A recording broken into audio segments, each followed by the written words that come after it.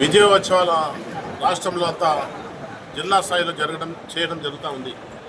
దాంట్లో భాగంగానే కడప జిల్లాలో కడప పట్టణంలో ఈరోజు విజయోత్సవ సభ భారీ ఎత్తున ఏర్పాటు చేయడం జరిగింది. ఉపన్యాసులు అందరూ లీడర్లు, ఎమ్మెల్యేలు, ఎంపీలు, ఎమ్మెల్యేలు, మినిస్టర్, జిల్లా కలెక్టర్ గారు, జిల్లా ఎస్పీ గారు కూడా జరిగిన అభివృద్ధి గురించి చెప్పడం జరిగింది.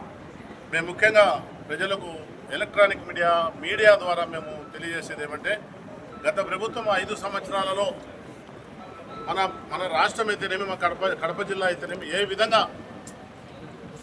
మనకు అభివృద్ధికి నోచుకోకుండా పోయిందో, ఈ 2 సంవత్సరాలలో మన రాష్ట్రం నలుమూలల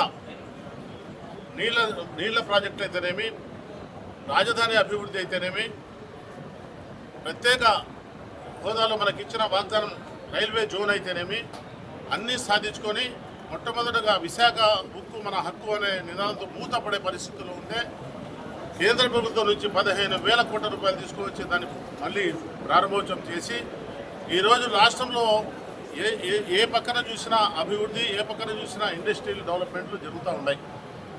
ఈ పక్క మనం చెప్పిన సూపర్ 6 అయితేనేమి, దాని తర్వాత ముందు జరుగుతూ ఉండే అభివృద్ధి పనులు కానీ, సంక్షేమాలు కానీ అమలు చేస్తూ రైతులకు ఇవ్వాల్సిన రుణాలు సక్రమంగా ఇస్తూ ఈరోజు మనము రాష్ట్రంలో ఏ విధంగా పరిపాలన చేస్తామో అందరూ చూస్తూ ఉన్నారు. మేము ముఖ్యంగా జగన్మోహన్ రెడ్డి గారు మొన్న 12వ తారీఖు, 16వ తారీఖు ర్యాలీలు చేసి విద్రోహ దినం అని చెప్పడం జరిగింది. మేము చెప్తున్నాం జగన్మోహన్ రెడ్డి గారికి, విద్రోహ దినము, విద్రోహులు ఎవరు విద్రోహులు? సొంత చిన్నాయనని చంపిన కేసులో 5 సంవత్సరాలు ముఖ్యమంత్రిగా ఉండి ముద్దాయిలను తేల్చలేని పరిస్థితి నీది. సొంత చెల్లిని, తల్లిని ఆస్తి పంపకాల్లో రోడ్ల మీద తిప్పుతానే పరిస్థితి నీది. సొంత చిన్నాయన కూతురు సునీతమ్మను ఈరోజు కోట్ల చుట్టూ తిప్పుతానే పరిస్థితి నీది. విద్రోహులు ఎవరు? విద్రోహులు ఎవరు అనేది ప్రజలంతా చూస్తున్నారు. ప్రజలంతా ఒకసారి అవకాశం ఏంటని చెప్పి రాజశేఖర రెడ్డి గారి బొమ్మ పెట్టుకొని మీరు అధికారంలోకి వచ్చి అధికారంలో రాష్ట్రాన్ని ఏ విధంగా మీరు సర్వనాశం చేసినారు, ఏ విధంగా మీరు రాష్ట్రాన్ని అధోగతి పాలు పట్టించినారనే విషయం అందరికీ తెలిసిందే. కాబట్టి మేము ప్రజలకంతా తెలియజేస్తున్నాము. 24 నెలలే కాలం అయింది, ఇంకా 36 నెలల కాలం మనకు అధికారం ఉంది. ఇంకా చేయవలసిన పనులు చాలా ఉన్నాయి. ఈ 36 నెలలు కాకుండా ఇంకా 2 టర్మ్స్, ఇంకో 10 సంవత్సరాలు మీరు తెలుగుదేశం పార్టీని అధికారంలో తెచ్చుకుంటే మన రాష్ట్రము సస్యశ్యామలైపోతుంది, మన రాష్ట్రము అభివృద్ధి జరుగుతుంది, మన భావి తరాలకు ఉపయోగపడే విధంగా రాష్ట్రం తయారవుతుందని చెప్పి ఈ సందర్భంగా ప్రజలకంతా తెలియజేసుకుంటూ నాకు ఈ అవకాశం ఇచ్చిన ఎలక్ట్రానిక్ మీడియా వాళ్ళకు ధన్యవాదాలు.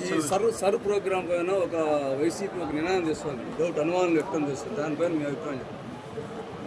2022లో జరిగిన సర్ 2026లో జరుగుతుంది. 24 సంవత్సరాల కాలం తర్వాత సర్ అని పెట్టి కేంద్ర ప్రభుత్వము రాష్ట్రంలో అన్ని ఇండ్లకు పోయి అందరూ ఓటర్లు బోగస్ ఓట్లు ఏదైనా ఉంటే తీసేసి, లేని ఓట్లు ఎవరైనా 18 సంవత్సరాలు నిండిన వాళ్ళు కానీ, పెళ్ళై కోడళ్ళగా వచ్చిన వాళ్ళు కానీ, పెళ్ళై కూతుర్లు వాళ్ళ ఇళ్లకు పోయిన వాళ్ళు కానీ ఓట్ల సవరణ చేసుకొని ఒక నాణ్యమైన ఓటర్ లిస్టును, ఆంధ్ర రాష్ట్రంలో ఒక నాణ్యమైన ఓటర్ లిస్టును తయారు చేసి ఎన్నికలకు పోవాలనే సిద్ధాంతంతో కేంద్ర ప్రభుత్వం, రాష్ట్ర ప్రభుత్వాలు పనిచేస్తూ ఉన్నాయి ఎలక్షన్ అధికారుల సమక్షంలో.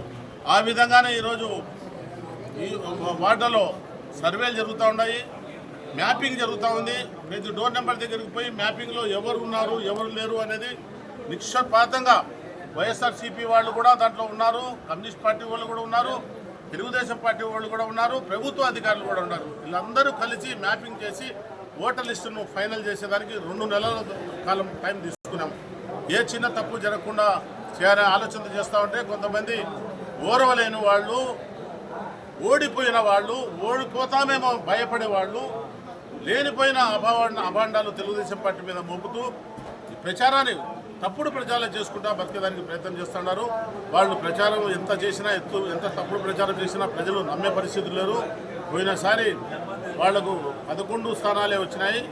ఈసారి 1-2 స్థానాల కంటే ఎక్కువ రావని చెప్పి ఈ సందర్భంగా ప్రజలకంతా తెలియజేస్తారు.